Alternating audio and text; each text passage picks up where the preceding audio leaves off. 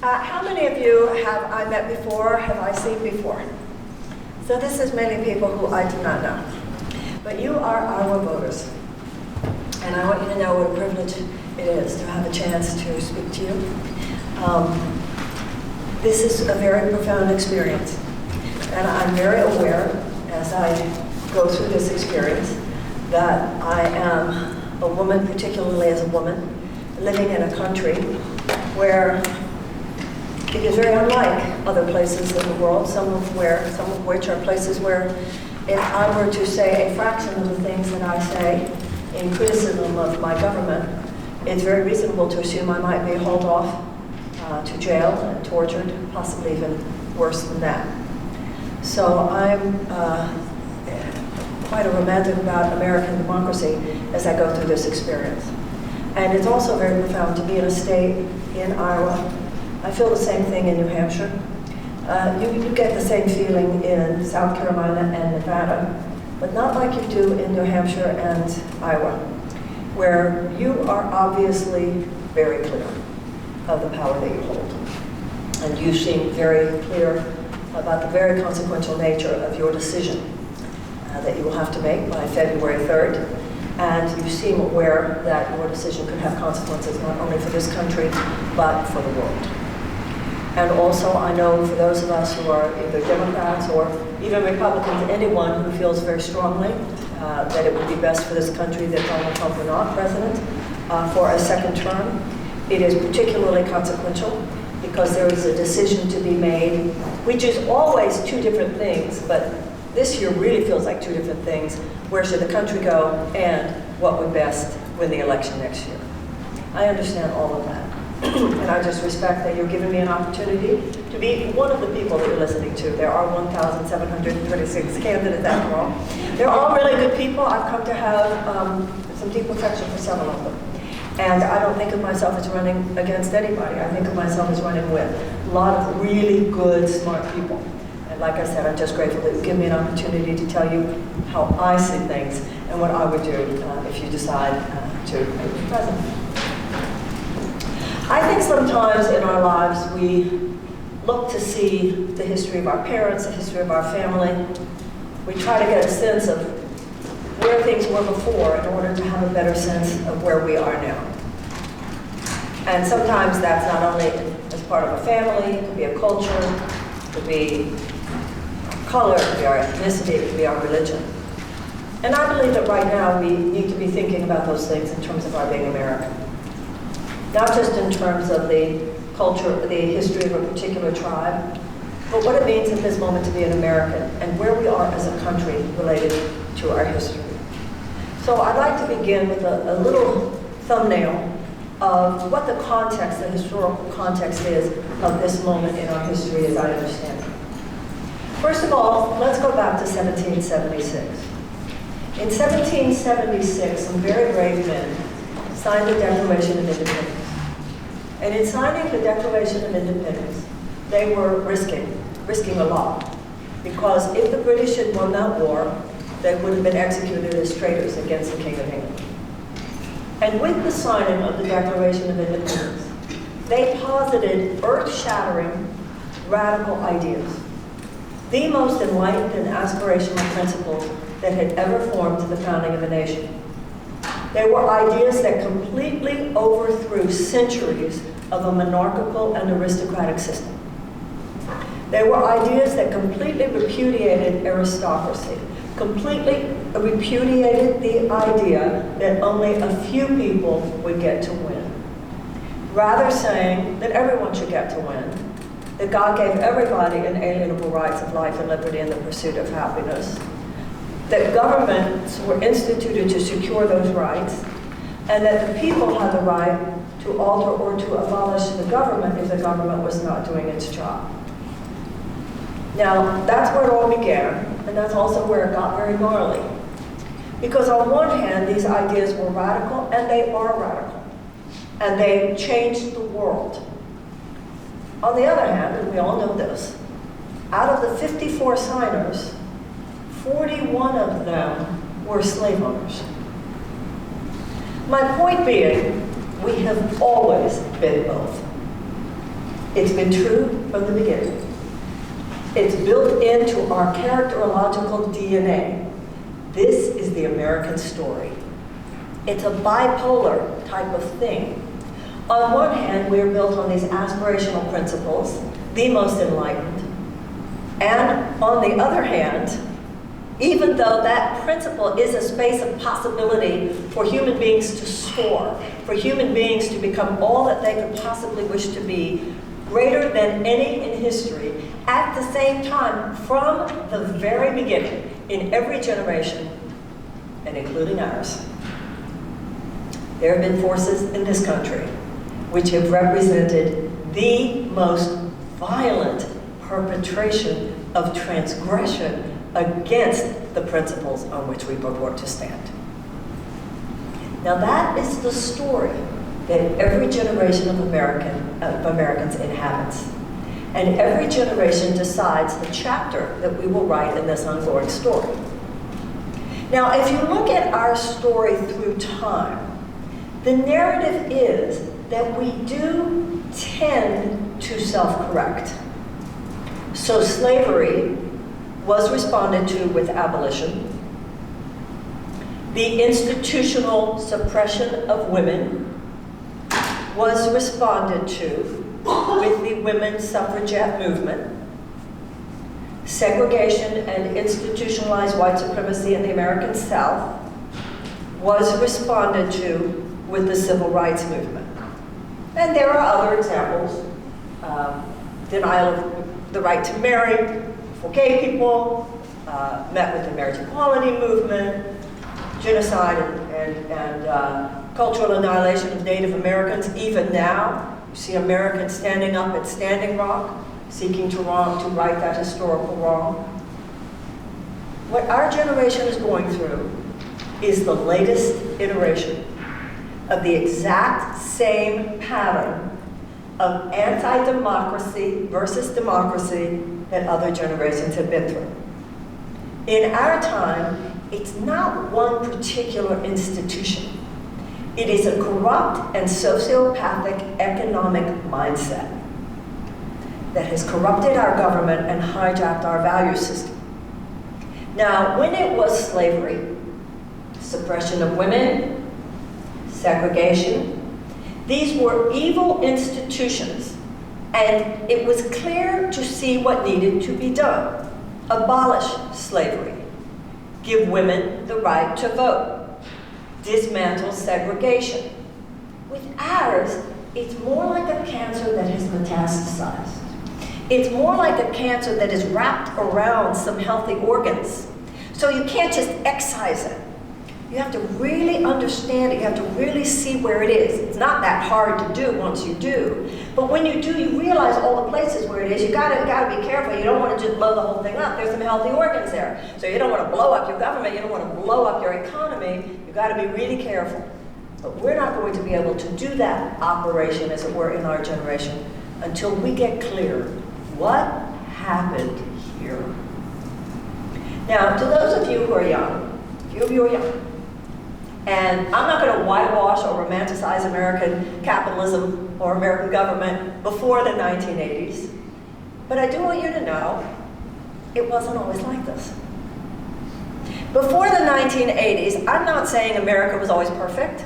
I'm not saying we were always good. I'm not saying we always treated each other right. I'm not saying American corporations treated each other right. I'm not saying American public policy always represented ethical, democratic, humanitarian values. I'm not saying that. But what I am saying is that before the 1980s, there was a social consensus that we were supposed to. There was at least a sense we're supposed to be the good guys. And so when we weren't the good guys, at least the country had some healthy shame around it. Starting in 1980, and just exploding in the 1980s, there was an economic worldview, trickle-down economics. And what it posited, and it had a president, and it had billions of dollars, and it had think tanks, and it had politicians, and it had PR. It just came over the country. This idea that all that the U.S. corporation owed was fiduciary responsibility, that's financial responsibility to stockholders. Now, that's very different. Now, think about this. Before the 1980s, when I was growing up, if, let's say, somebody worked for a company for decades, it was the social consensus in this country that the company was supposed to care whether or not that person had a dignified retirement. But starting in the 1980s, oh, no. All the corporation should have to think about is the stockholder value. So that would mean even if it was at the expense of the worker, even if it was at the expense of the community, even if it was at the expense of the environment. So if all you're trying to do is to increase your stockholder value, all the other stakeholders, such as workers, you want to squeeze, because all you're trying to do is to increase short-term profits for the stockholders. Now, this was supposedly a genius idea, because you see it was going to make a few people really rich, but that would be great, because all that money, they would create jobs, see? And all that money would trickle down, and it would lift all boats. Well, after 40 years, I think the jury is in. Because it did not lift all boats. What it has done is it has left millions and millions of people without even a life vest. It has destroyed the America's middle class because it created a huge transfer of wealth. Because see, the whole idea, within 10 to 15 years after this idea came on the scene, there was this explosion of money in politics, to the point where it completely corrupted the US government because the Supreme Court said money is free speech. This then climaxed with the Citizens United decision, which just gave unlimited capacity to corporations to financially wield influence, to the point where our government, and this is where we are now, our government has become a handmaiden to these corporate forces. So ultimately what happened was this created such a massive transfer of wealth into the hands of a small group of stockholders that we have at this point 1% of Americans owning more wealth than the bottom 90%. Now, Louis Brandeis, late Supreme Court Justice, said you can have large amounts of money concentrated in the hands of just a few people, or you can have democracy. You cannot have both. So you and I need to get clear what happened here. We're not, at this moment, a functioning representative democracy. We have now transitioned. We have now regressed. A country can regress just like a person can. The paradigm is not anymore representative democracy. Our government does not represent the consciousness or the will of the people so much as it represents the consciousness and the will of huge multinational corporate interests.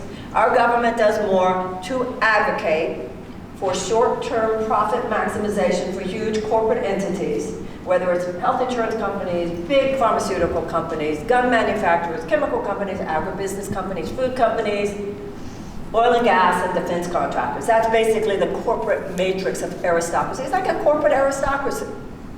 And that is what we now are. We reverted to an aristocracy. I'm running for president because we repudiated that in 1776. And it is time to repudiate it again.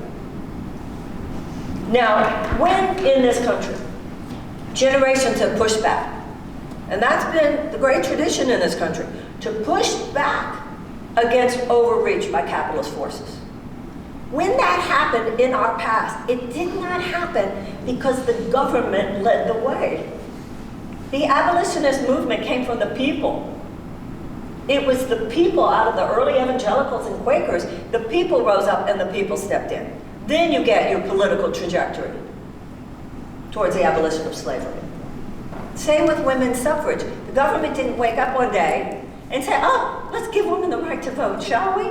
That is so not what happened. With the women's suffragette movement, people stood up, people rose up, and people stepped in. And the US government did not wake up one day and say, we really should end segregation, don't you think? That is not what happened. With Martin Luther King and the civil rights movement, the people rose up and the people stepped in. It is absurd. It is naive. It is ridiculous of us to believe that the political establishment is going to disrupt itself That's not what political status quos do. Political status quos exist to perpetuate themselves, not to disrupt themselves. It is time, once again, for the people to step in. What would I do if you made me president? I'll tell you what we'll do. We will begin a season of repair. We have so disconnected from our moral compass. Because when you have a strain of capitalism, now I'm not an anti-capitalist, and I don't think every rich person in America is a greedy bastard.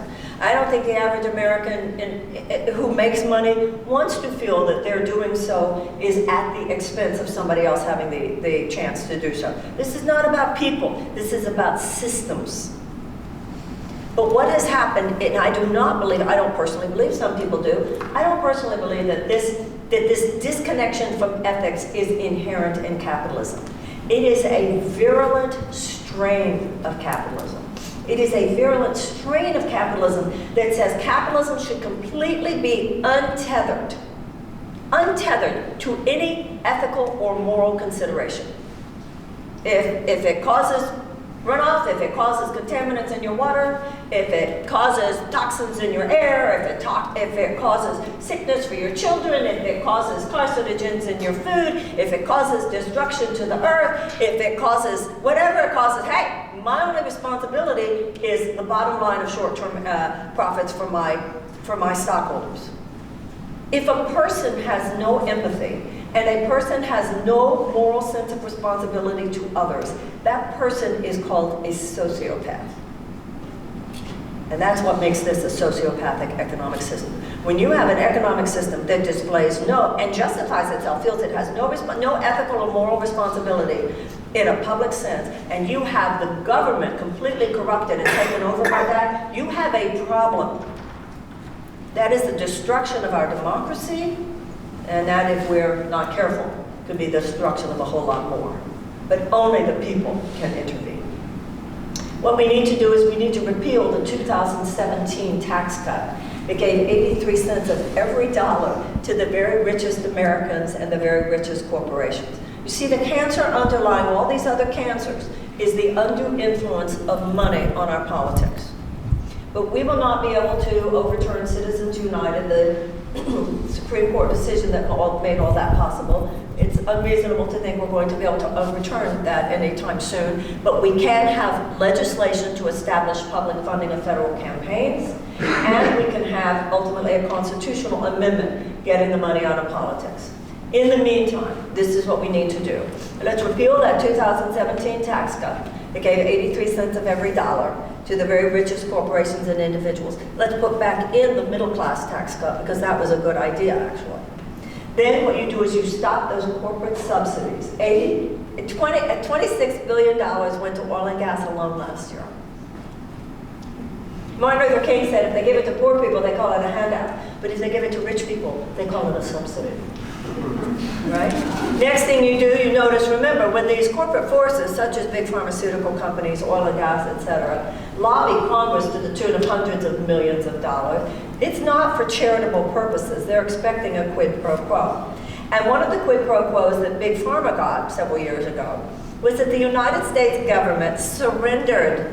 The government surrendered its right to negotiate with big pharmaceutical companies for lower drug prices, while Americans are dying because they cannot afford their insulin. We stopped that. The next thing we do is we recognize that our military budget is not based solely on what our military says that they need. I feel, perhaps you do as well, that every dollar that the military says they need in order to ensure the safety of our homeland, I believe they should get. But we're being really silly if we think that our military budget is only the amount they say they need. No, ladies and gentlemen, and everyone else, it is hundreds of billions of dollars more than that, having to do only with short-term profit maximization for defense contractors. Then in addition to that, I do agree that we should have a 3% tax on the assets of billionaires. And we should remember that there's billionaires who agree with that. There's some very wealthy people who agree with all of this, who know that this thing has gone too far. And I believe that we should say to people who have over 50 million in assets that we would like 2%. When we do that, we're going to have some cash on hand. And I'm going to tell you what we will do with that cash if you elect me president. First of all, this virulent strain of capitalism only has use for people that can serve it. So the two parts of our society that get the shortest shrift from a government that is simply in service to this virulent strain of capitalism are children and elderly people. You may be president and that stops now. We should not run our country like a business, we should run it like a family. First, you take care of your children and you take care of your older people. Then we will talk about everything else. We need to change from an economic to a humanitarian bottom line, which, by the way, will only make our economy grow for reasons that I will talk about. We have millions of American children. And yes, some of them are here. They're in every state. We have millions of American children who live with chronic trauma. We have 13 million hungry children. We have 100,000 homeless children. We have millions of American children, many of whom live in what's called America's domestic war zones, who go to school every single day in schools that do not even have the adequate school supplies with which to teach a child to read. And if a child cannot learn to read by the age of 8, then the chances of high school graduation are drastically decreased, and the chances of incarceration are drastically increased. We have millions of American children who live with what psychologists say is a form of PTSD, which is no less severe than the PTSD of a returning veteran from Afghanistan or Iraq. We need a massive realignment of investment in the direction of America's children. All that the political establishment does about these children is to normalize their despair. And why is that? Because these children aren't old enough to vote, and these children aren't old enough to work, so they don't have any financial leverage. So hey, how can they possibly compete with the clout of all the corporate money that dominates Washington? That's why I want a United States Department of Children and Youth. The unbelievable challenges and vulnerabilities of Americans' children today completely overwhelm the ability of our current agencies to absorb. Department of Education is not enough. Some of these children are traumatized before preschool. The Department of Health and Human Services is not enough. We need trauma-informed education. We need community wraparound services, right? We need anti-bullying. We need anti-violence. We need violence prevention. We need restorative justice. We need conflict resolution. The trauma of our children today, I think a lot of people haven't really stopped to think about what's going on, particularly every time there's another school shooting. And these children are actually experiencing like gun drills at school. I mean, when I was a kid, you had to get under the desk in case the Russians were going to bomb us. That was going to help, right? And that is the trauma that these children live through. That is the trauma that these teachers live through. I'll tell you, every time you see a military personnel, we've all gotten in the habit of saying thank you for your service. Every time you see a public school teacher, you ought to say thank you for your service.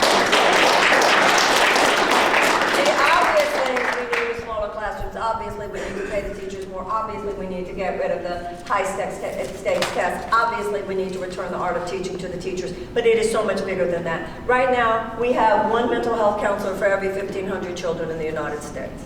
That's why I want a massive realignment of investment in the direction of our children. I want every school in America to be a palace of learning and culture and the arts. And I want to stop that ridiculous, immoral way that we base our educational funding primarily on property taxes.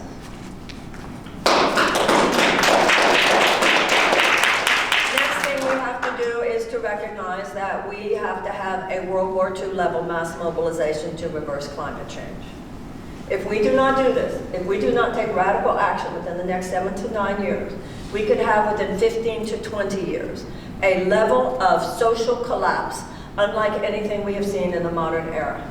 There could be entire swaths of countries, even possibly entire swaths of continents, that are literally uninhabitable because of the heat. And if a country is, think about this, if land is uninhabitable because of the heat, obviously you cannot grow food there. If you cannot grow food there, what we're talking about is massive food shortages. We're talking about economic collapse, and we're talking about potential for hundreds of millions of climate refugees. You think we have a problem right now, ladies and gentlemen? You think we have a problem on the border right now? And we have 63 million, not environmental, but humanitarian refugees on this planet today, the largest since World War II. We absolutely must take this action. But I'll tell you something. Americans are hardwired for big things. So when I talk to you about what I'm talking about tonight, when I talk to you about the changes that we need to make regarding our children, when I talk to you about the changes that we need to make regarding climate reversal, when I talk to you about the changes we need to make in terms of our national security agenda, and when I talk to you about the changes we need to make in terms of race, Americans are not tired and weary because we're doing too much. We're tired and weary because we're not doing enough. Americans are hardwired for big things. We're not hardwired for a little incremental change here and a little incremental change there and a little policy shift here, a little policy shift there, a little tinkering on the periphery here, a little tinkering on the periphery there. We are Americans. We need to disrupt the basic patterns, social, economic, and political patterns that control our functioning today. Not because we want chaos, but because we wish to avoid the chaos that will occur down the road if we do not course correct as other generations have course corrected. We need to have not only a Department of Defense, we have to have a Department of Peace. You don't just take medicine, you also cultivate your health. And we shouldn't just have a national security agenda that's based on endless preparation for war. We should also be cultivating peace. No generation should only live for itself. What are we doing here? With a $760 billion military budget, then $40 billion on State Department. And when I say these figures to you, I want you to remember, this is your money. This is take it personally, because it is personal. $760 billion a year on the military, $40 billion a year on the State Department. So State Department is mediation, diplomacy, and development. And then within that $40 billion, there is $17 billion that is spent on what's called the USAID. And that's long-term development and humanitarian assistance.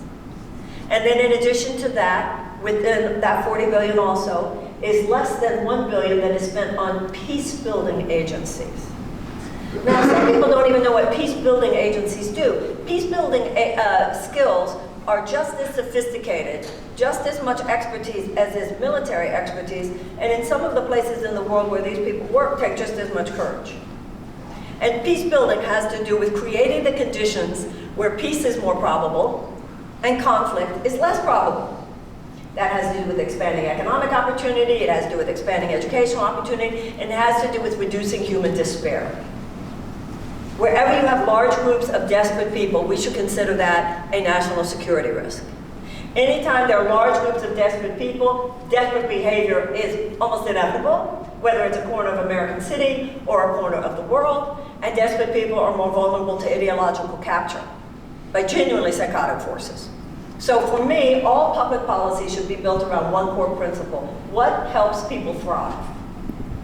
When people thrive, there's greater health. When people thrive, there's greater peace. And when people thrive, there's greater economic prosperity, because that's where money comes from. Money comes from the creativity and the productivity of the American people.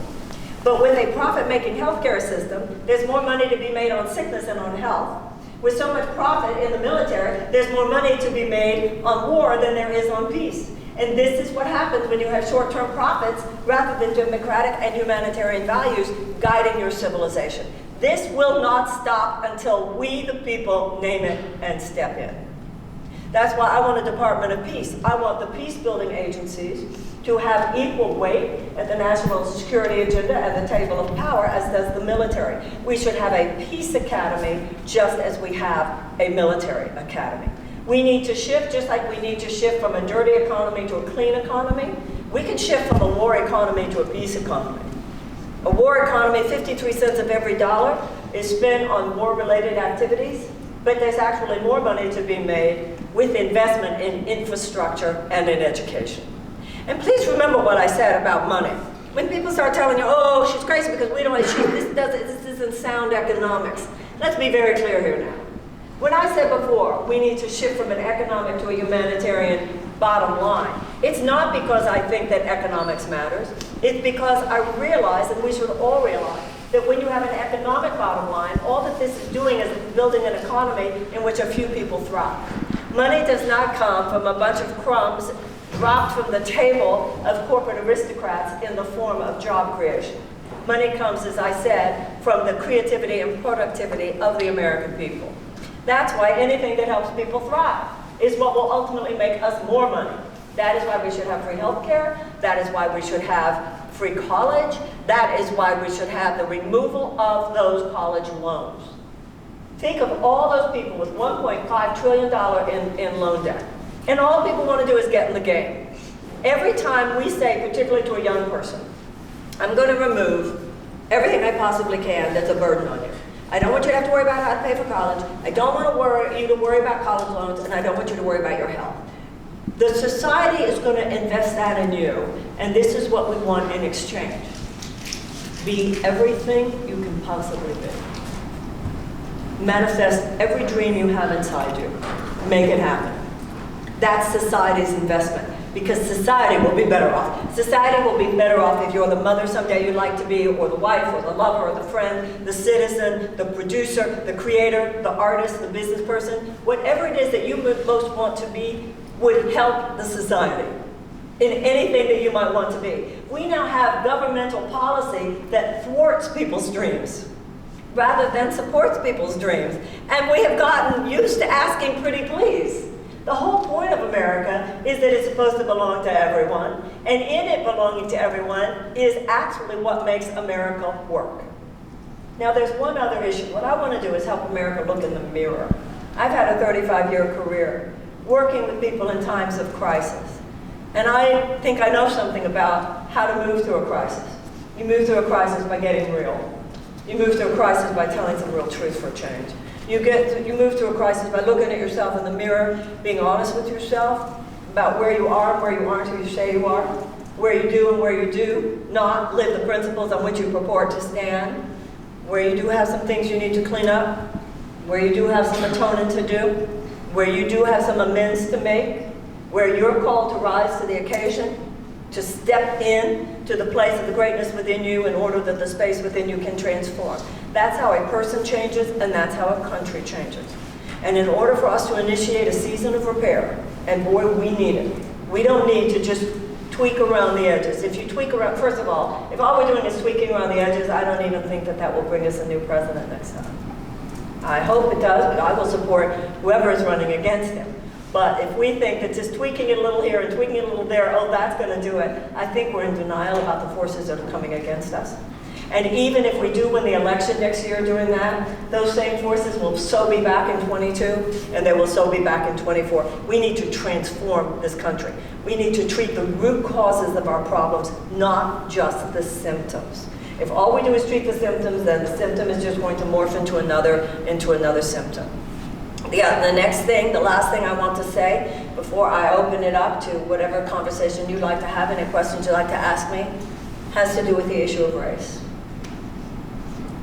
No country, no individual can have the future that we want if we're not willing to clean up the past. And when it comes to black people in America, and when it comes to Native Americans, there's some things we need to clean up. When you have historical wrongs, it's like having personal wrongs. If there's still something you need to atone for, still something you need to make amends for.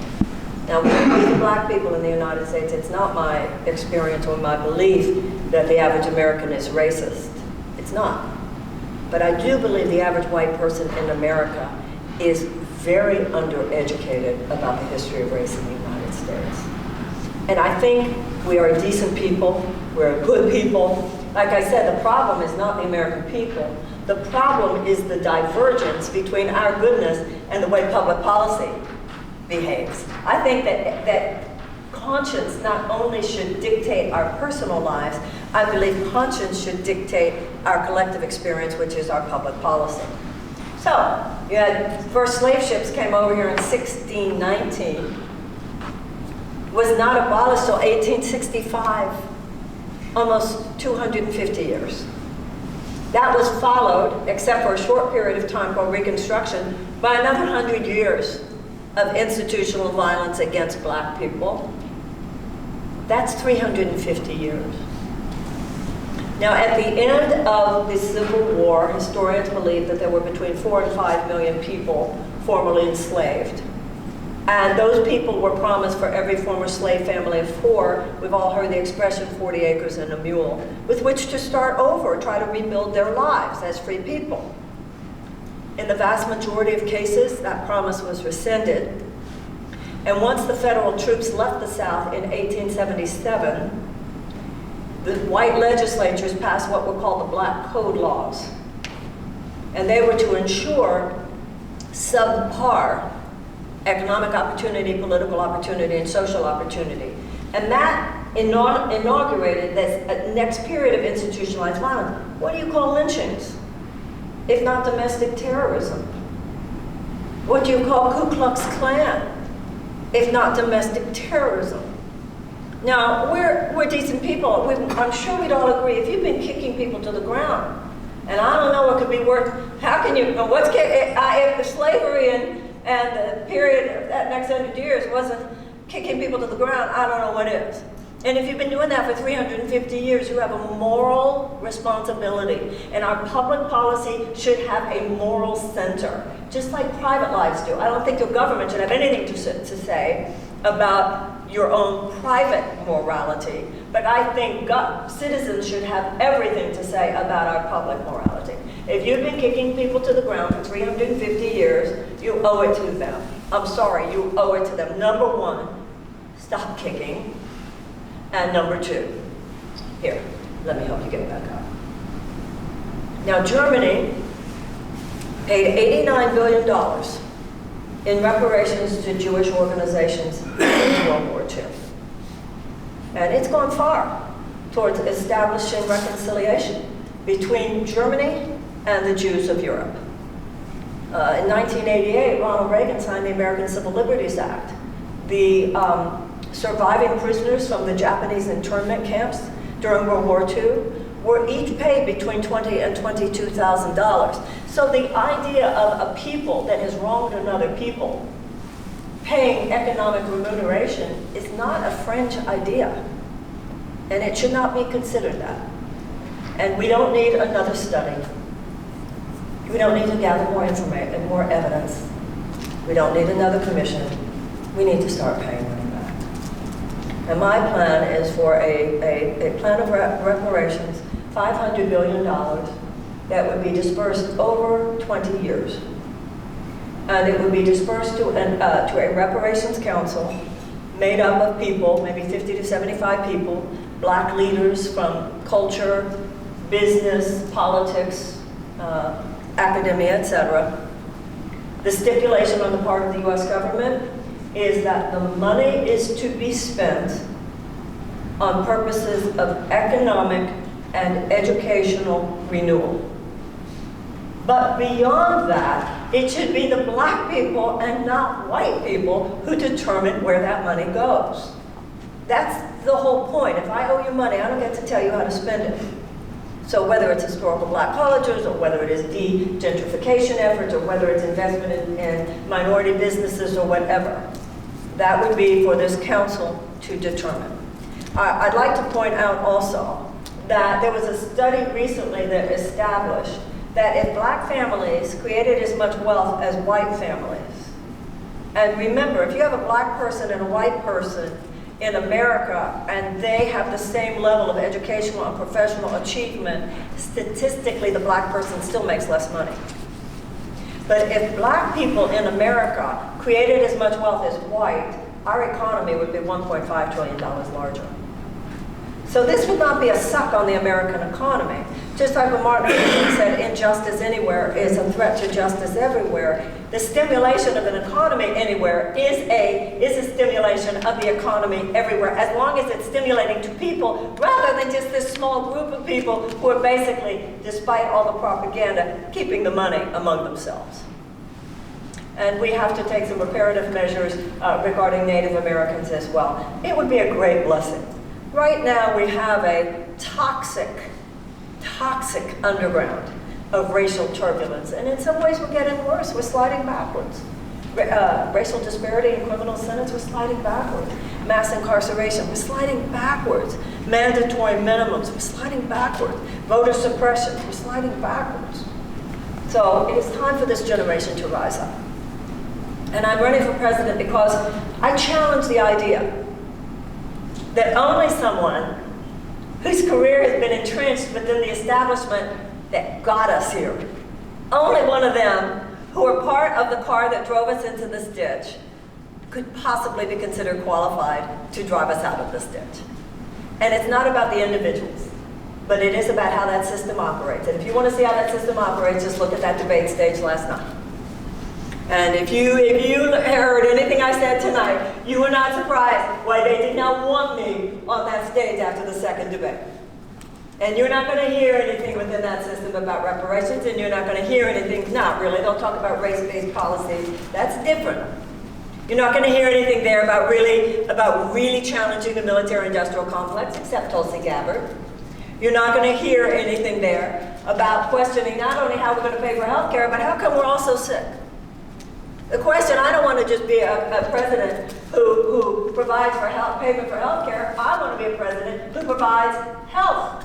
And for that, we're going to have to challenge the chemical companies, and we're going to have to challenge the food companies, and we're going to challenge agribusiness, and we're going to have to challenge through the EPA all of the forces that are allowed.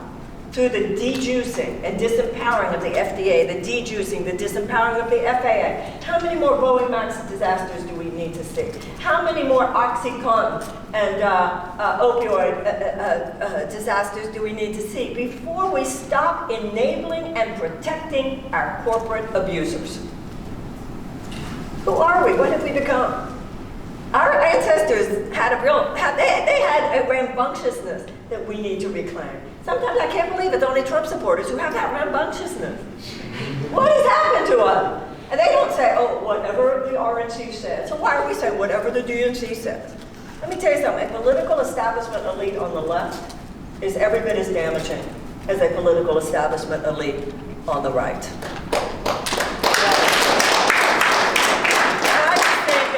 Very traditional and very American, out of which all of us were born. We were born as a country that said, hell no to tyranny. Hell no to that. That's what the revolutionaries said. That's what the abolitionists said. Hell no to that. That's what the women suffragettes said. Hell no to that. And that's what the civil rights women said. Hell no to that. And you know what? That was a healthy hell no. And I don't know how much more time people think we have. Our democracy is on life support here. And if anything, you know, some people have said to me about my campaign, well, you know, Marianne, it sounds great, but it just sounds so radical. Really, it sounds radical, doesn't it? That shows you what trouble we're in. Because what have I said?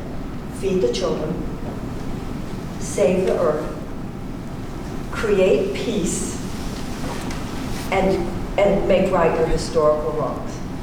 The fact that that would be considered radical, when I believe it's just common sense, should make all of us think. I'm as qualified for this job as anyone. I have different qualifications, and I have a lot of respect for, as I said, for the other people who are running. But right now, we need political vision more than we need political mechanics. We have a lot of people who really understand a lot about those trees, but very few people are stepping back and saying, you know, the forest itself is on fire.